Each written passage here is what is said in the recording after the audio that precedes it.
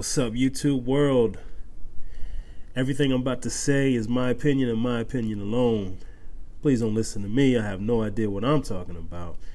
Now that we got that out the way, you can follow me on Twitter at black_inda and help me to promote, help me to grow this YouTube channel. You know how to do that. Just go ahead and like if you like. Go ahead and subscribe if you feel so inclined. All right, so let's go ahead and jump on into it. Now, a couple things I was looking at. Here's this article. Now, it says that Bitcoin is a nightmare for banks, and banks launder $2 trillion every single year. Have you ever thought about how many transactions go down privately, secretly, using just cash? Now, they would want you to think, because they've been trying to make you think that Bitcoin is something that people use for shady things, that Bitcoin is something that criminal organizations exclusively use. However, what they don't tell you is that Bitcoin is actually a public ledger. Everything that happens on the blockchain is public. Now, do people actually use Bitcoin to fund their criminal organizations? Of course they do. But it pales in comparison.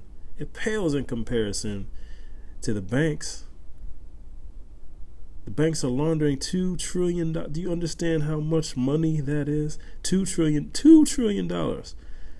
They launder $2 trillion every single year. And we're acting like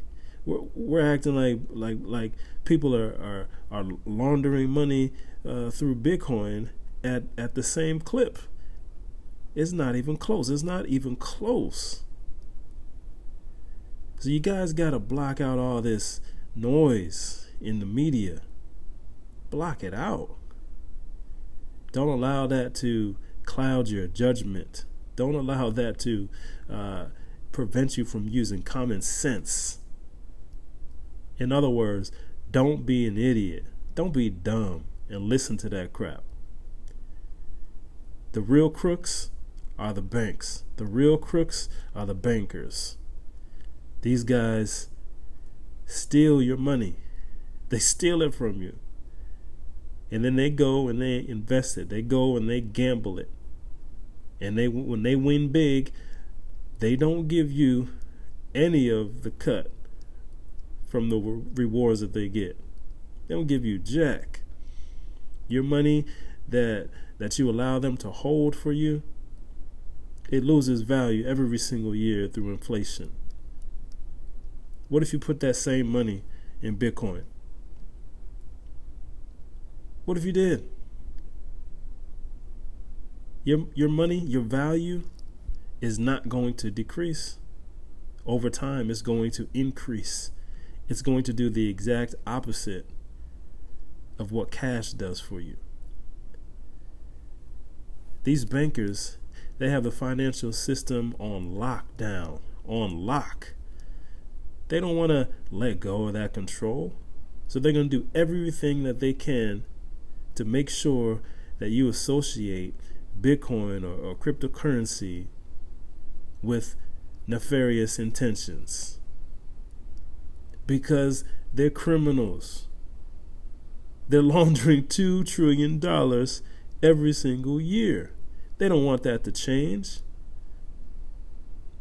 You may ask why. Well, here's why.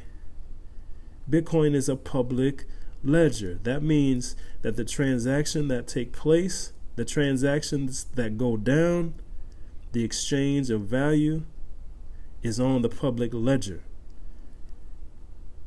Now, why does this matter?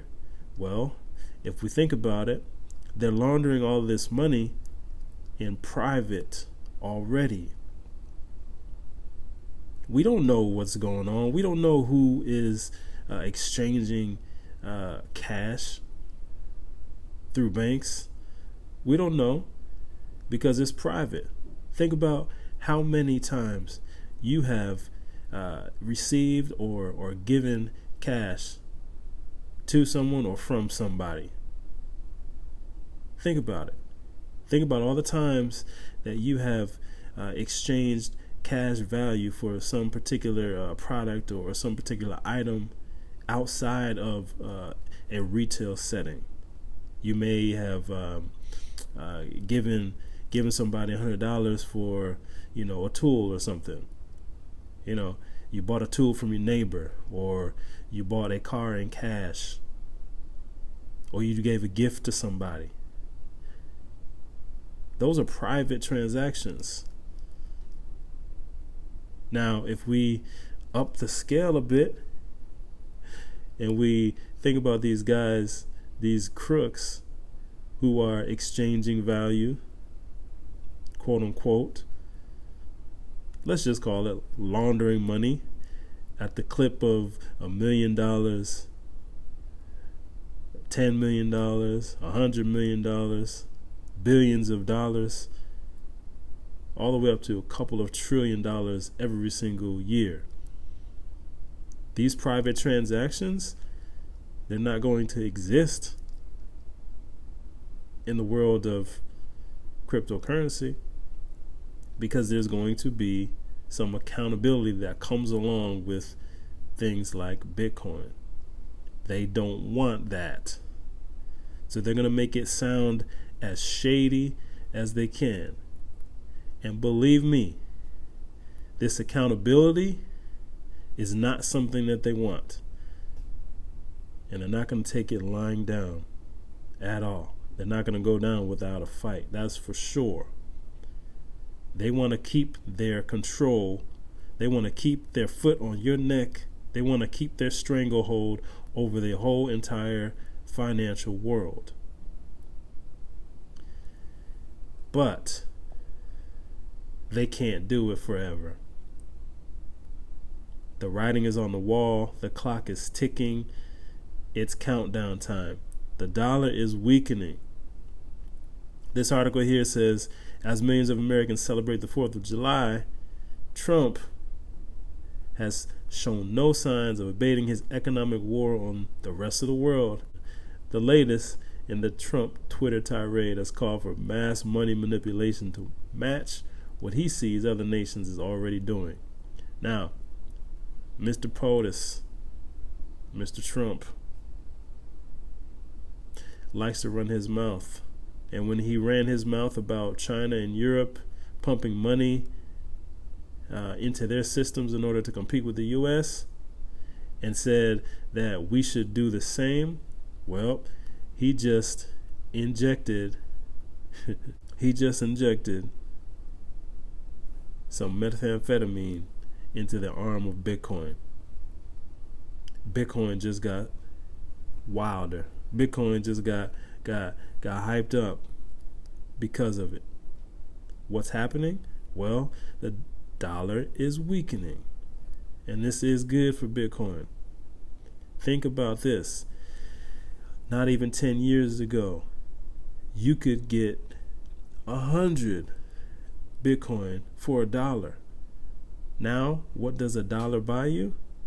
It doesn't even buy you 100 Satoshis.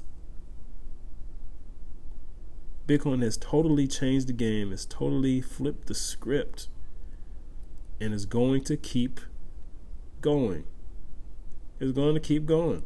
On and on. On and on and on. It ain't going to stop. The dollar is becoming weaker.